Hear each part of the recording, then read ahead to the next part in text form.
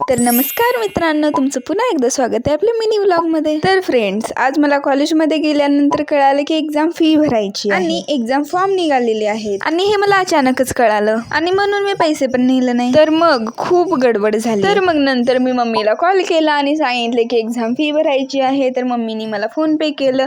त्यानंतर मी Google form भरला, SBI कलेक्टने पैसे पाठवून दिले आणि फायनली मग माझा फॉर्म भरला गेला। अरे स्टार्ट झालं का? ओके हां। तर मग त्यानंतर आम्ही कॅफेमध्ये जाऊन फॉर्म भरून आलो। त्यानंतर एक लेक्चर होतं तर ते अटेंड केलो।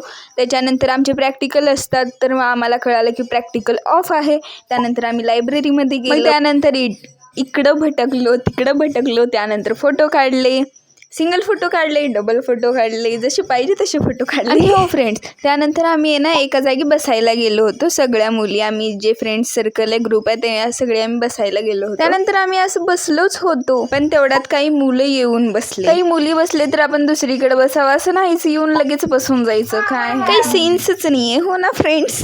पण आम्ही तसं केलं नाही, आम्ही हुशार मुली आहे। तर आम्ही तिथून उठून आलो आणि आम्ही दुसरीकडे जाऊन बसलो।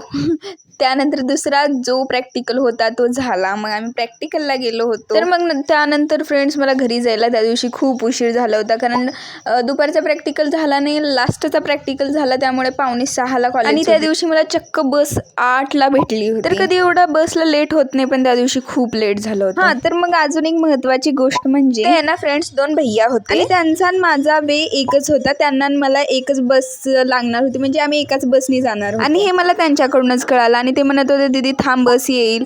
तर मग मी थांबले, बस आली, त्यानंतर मी घरी गेले। बाय।